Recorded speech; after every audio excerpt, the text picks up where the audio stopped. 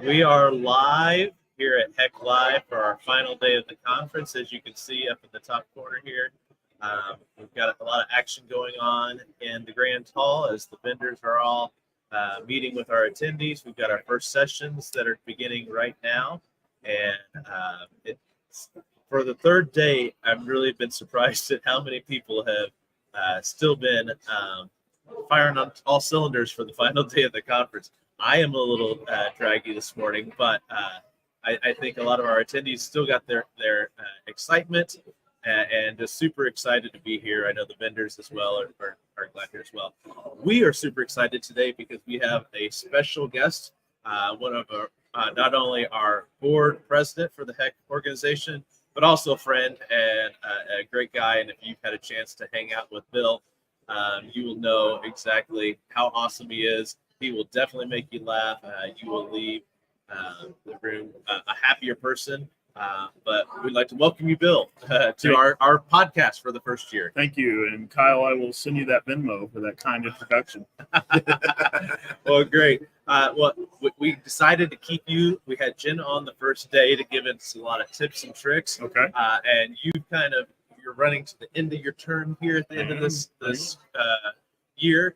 But we kind of wanted to get with you and share, find out a little bit about your experience this year, as well as some other things to get to know you in ed tech and back in your district. But I always like to throw out the softball question for you. Okay. If you had a superpower, would you prefer to be able to fly or be invisible, and why? Ooh, I first think about invisibility, but I'd have to go with flight. Just I haven't traveled a lot, so when I was not working, I think I'd use my superpower just when I took vacations. I wouldn't have to go through like TSA or anything. So just the ability to get any place I wanted to go quickly, I'd probably do that. Well, I think just living in Danville, where you have Rockville Road going in and out, if you just getting here, yes, that's worth that superpower in itself. Yeah, if that turns into 30 seconds instead of 30 minutes, I like it. Totally. Kurt, what would you choose? I think I'm going to go with fly as well. I mean, if I never had to run up and down I-65 to get to Indianapolis from Seymour, that would be fantastic. And just getting around, I think invisibility, I may get in trouble. My fear with invisibility is that I would find out what people really thought of me when they thought I wasn't around. You know, like ignorance is bliss. I sometimes. don't want to know, right? Exactly. And they're entitled to their opinion. Yes. So, hey, Bill, other than being HECC president, tell us a little bit about what you do outside of the HECC organization. Yeah, sure. So I work for Danville Community Schools. I'm the director of technology there after starting in 2000.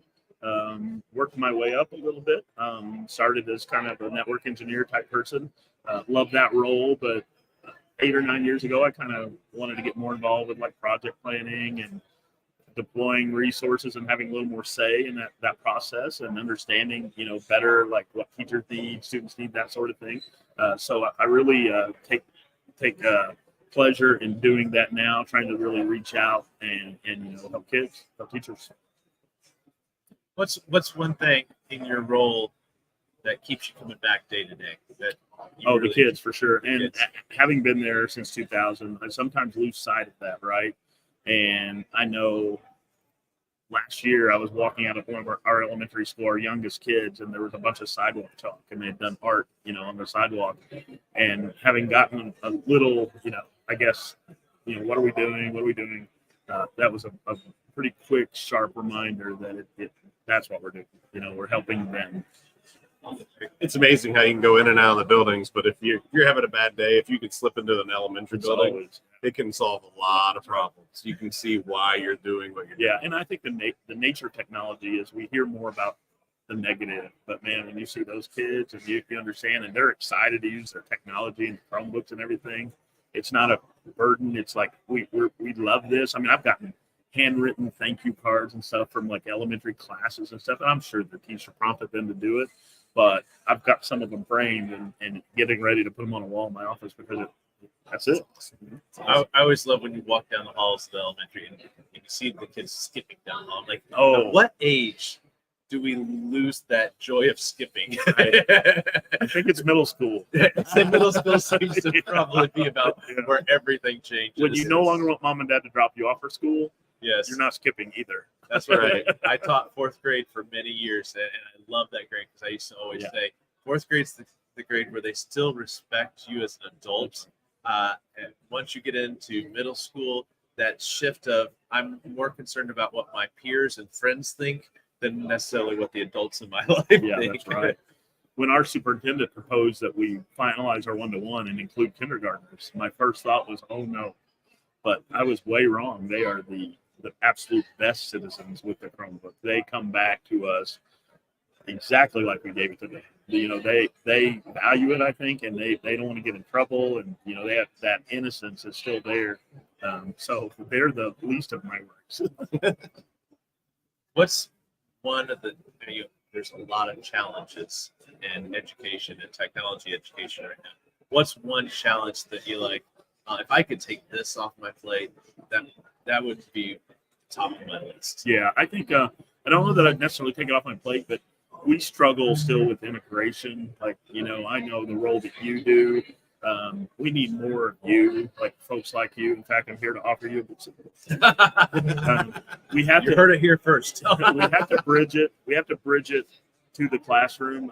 I know that we're guilty of giving people great technology, but getting them, comfortable using it. I don't know that any district has enough of those people to do that. So my hope is that we're able to expand on that, and with all this great equipment, comes more training, and then they'll be more comfortable using it, and it'll be more dynamic in their classrooms. I think a key word there is that comfort, right? Yeah. That usability and comfort. Yep. Because sometimes it gets used, but if they're not comfortable with it, the That's kids right. can sense that The too. level, Yeah. they'll use it at the bare minimum instead of like really mastering it and like, wow, I teach differently now. That's the hope, because it does not replace a teacher. It never will. I never wanted to, but it sure could be a tool to help them. That's what it should be in my opinion. I think COVID was a real pivot for a lot of districts. One, if you had a strong program that had integration or technology coaches there that could kind of pour into it, while others were like, we're in survival mode. We've got to deploy these devices to our kids, get our teachers ready so that they're at home with all these devices. And now I think we've hit the other side of that hill, and we're not in that survival mode. And so how can we get our teachers to look beyond just how we talked the other day about the SAMR model, and not just putting your worksheets on the computer, but what can we do to engage our students? And I think those coaches a lot of times are able to get into those classrooms and model good practices. What does an LMS course look like other than just a place to store documents? Yeah, absolutely. Yeah. What else you got, Karen? Who's one of a person that you admire in ed tech? I admire you and a lot of the things that you do, just to be honest with that, all your networking backward and all the things you've been able to do at your school district. I admire that. Yeah. Just through our talks, I know that you really do support the teachers. Like you're very passionate about that, just knowing the tech that your teachers have. Yeah. And it's awesome. But when you're looking out there at the horizon, who's your go-to? I would say it's almost a group of people. I mean, there's so many great people that we bounce ideas off. You guys are both in that group.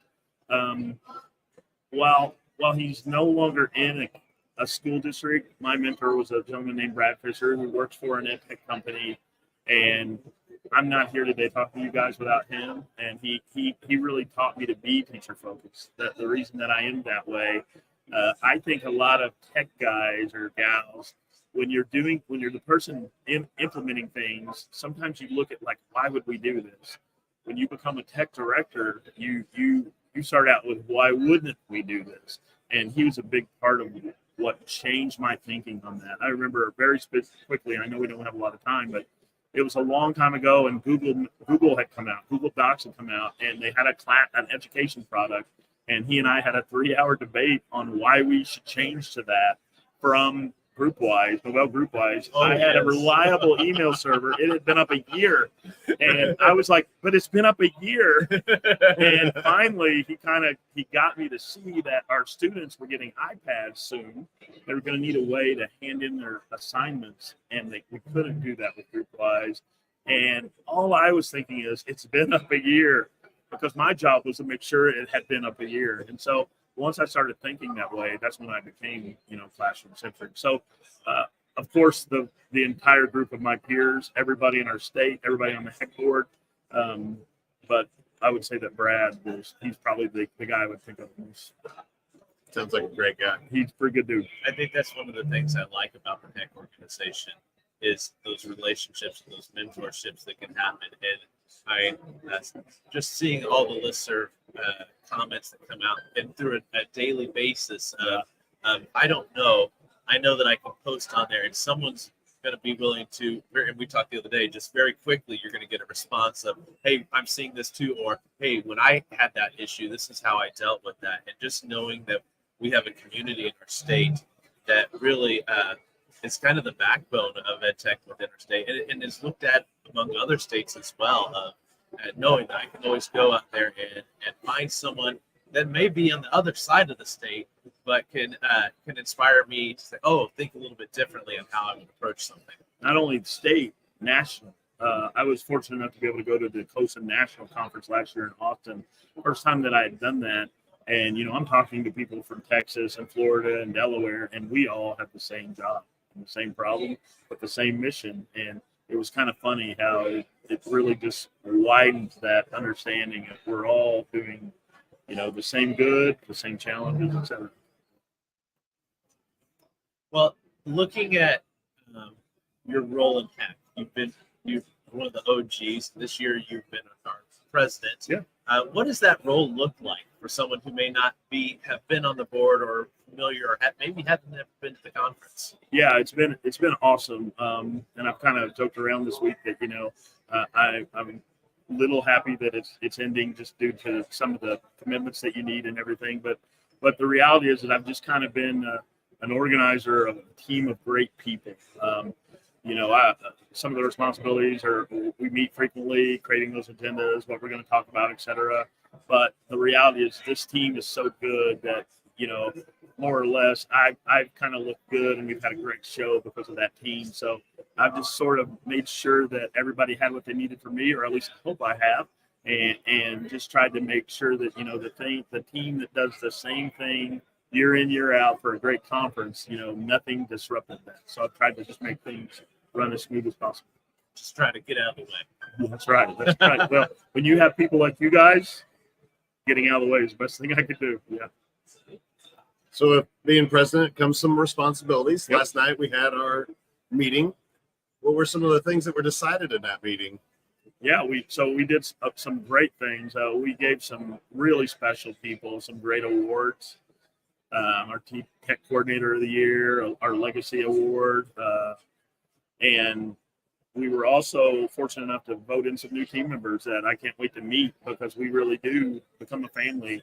And I'm looking forward to them starting next year, and seeing how next year goes and how it's different, and a lot of the similarities. And I really think having that open board meeting is starting to grow. Last couple of years, it's been in the same room at the same time. That's right. And it seems like people are really starting to understand that when you come to HECC, you're a member, and That's you right. can come to that meeting and participate, and then start working for that option to be on the board if it's something that you would be interested in. I think you're right. I made a comment yesterday when I was an attendee all those years, and there were a lot of them. Some of the gray hair that I have, indicates that I didn't understand that meeting. I didn't know that I could go in there, or that, what the purpose of that meeting was. I thought that meant the people that I saw in the matching shirts, but truthfully, it's everybody. So Kyle, I don't know if you caught this, but my key takeaway yesterday was no problems or any more bills. They're set. So what's one piece of advice you'd give to our new president? Yeah, absolutely. He won't need any help from me, but I think I would a continued effort to just kind of do the same. Let the people, I'm a big believer in autonomy. You get the right people in the right positions, just to make sure that everybody has the tools they need to do their job and make sure that we have another great one. Well, and for those of you that were unable to attend last night's reception and meeting, Bill talked about some of those awards, and we have our Carrie On Award, which those of you that were able to know Carrie Rombach, an amazing woman, and we kind of named it after her because of her impact, not only in the HECC board, just the ed tech as well. But Nadine Gilkison received that award last year, and I've been able to work with Nadine at a lot of different conferences around the state, and she is just top notch. And she go get her. She gets things done. And her PD that I've sat in on her sessions, and just very well deserved award for her. And then we had for our tech coordinator of the year this year is Bill Stein. And it was neat to see him up there as seeing his family up there and just sharing his appreciation. It's neat because it seems like every year those award recipients are just very humble about it, which is just one of the characteristics it seems like we always look for. It's just what can I do, and that servant's kind of heart in their districts, but also across the state. And then, of course, we had Pete Just received the Legacy Award. And I didn't realize how big of a deal Pete was until we started hearing all the impacts from COSA and the HECC and just our state and just in his community. And just it put him at a whole nother level. The legacy's there, yes, right? Exactly. I mean, he has had his thumbprint on a lot of things in a very positive manner, right? Yes. And he's still working. Oh, he's still totally. pushing, right? Yes, exactly. I've told Pete he's the busiest retired guy that I know. Absolutely. Yeah, and then those that got voted in.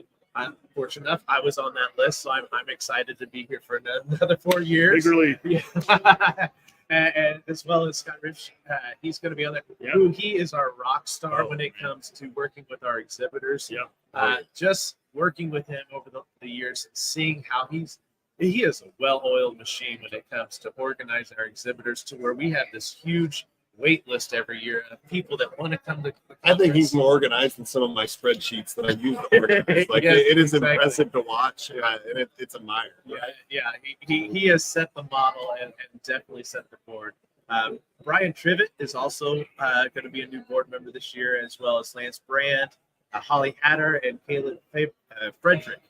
So, like you mentioned earlier, I'm really excited to get some new blood on the board as well, because I love seeing new people that haven't been on the board come in to be able to share ideas and a lot of times just ask, well, why do we do that? So it can also confirm what we're doing, or also, why are we still doing that? And could we do it in a different way? And so I'm really excited about this new board and the continuation of that as well. What else can we talk about here, Kurt? Oh, Bill, we've talked a lot about technology and being in education and being the HECC president. What's something you do outside of school, outside of the tech world? My thing, I love to play golf. I have some great friends, and when I get an opportunity to take a few days off here and there in the summer, we go to different places. We travel to New York, we travel to San Diego. Just the opportunity to go explore new areas and play new golf courses and that sort of thing. That's obviously something that once I'm done doing this, whenever that may be, that'll be something that I look forward to doing more.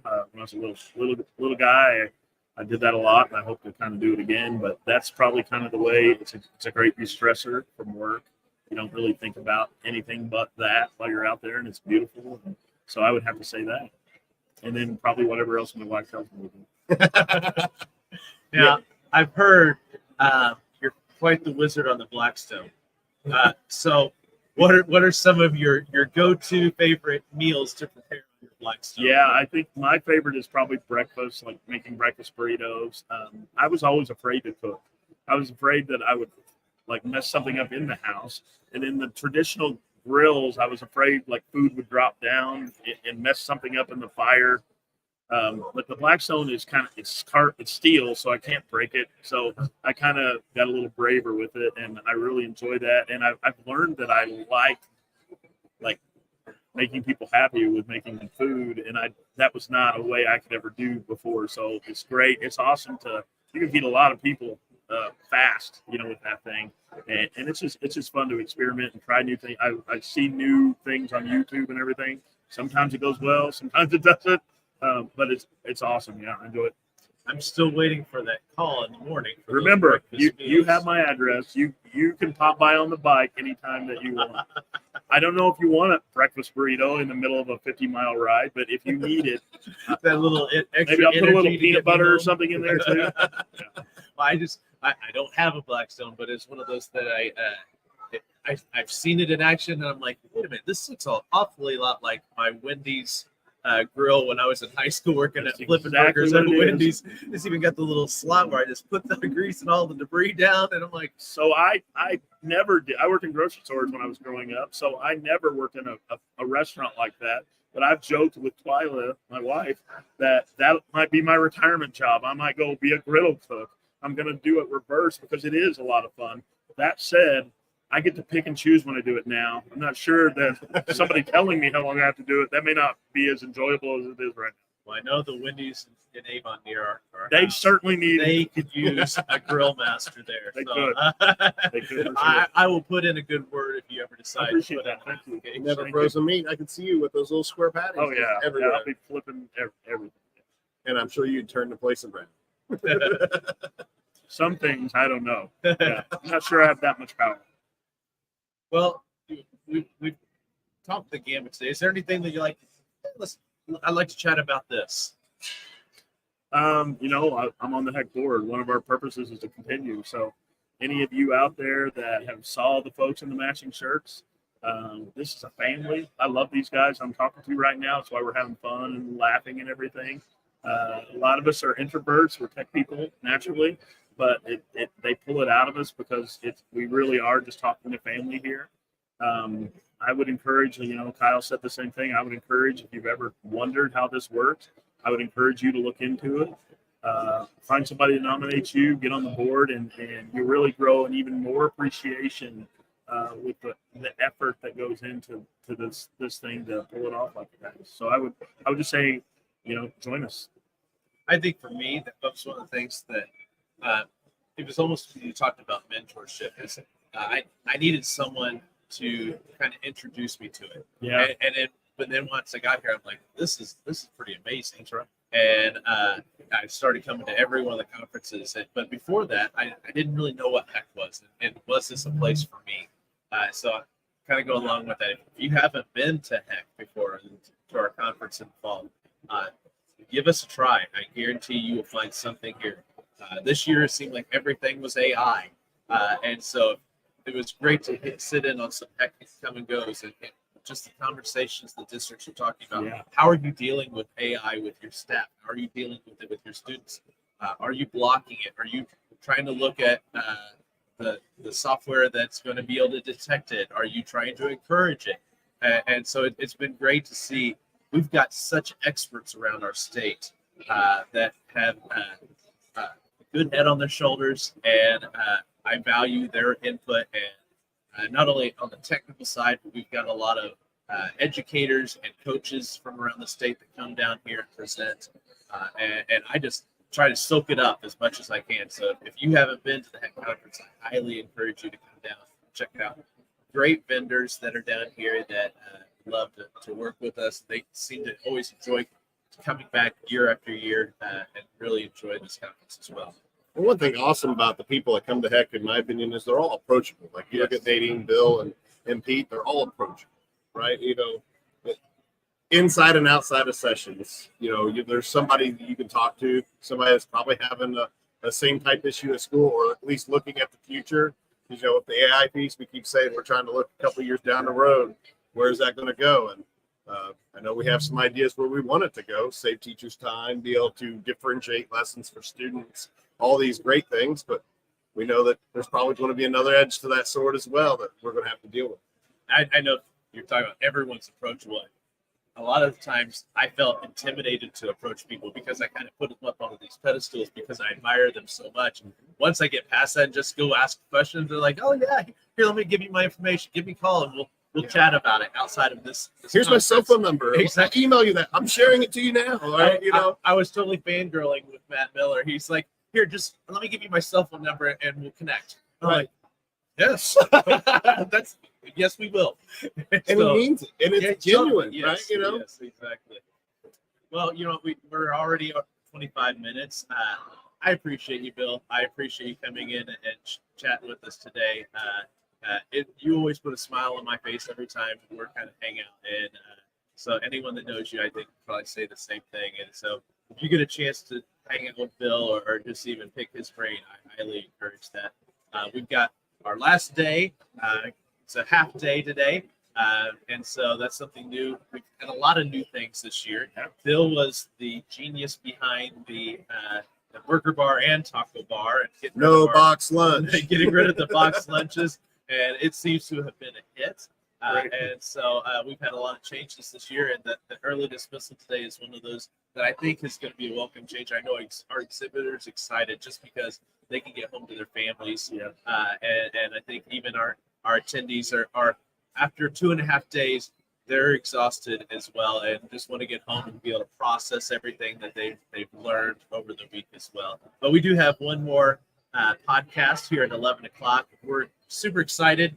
FTW Robotics is the vendor that we use for our tool this year for our drone, where students and teachers can code and build these drones and use them in the classroom.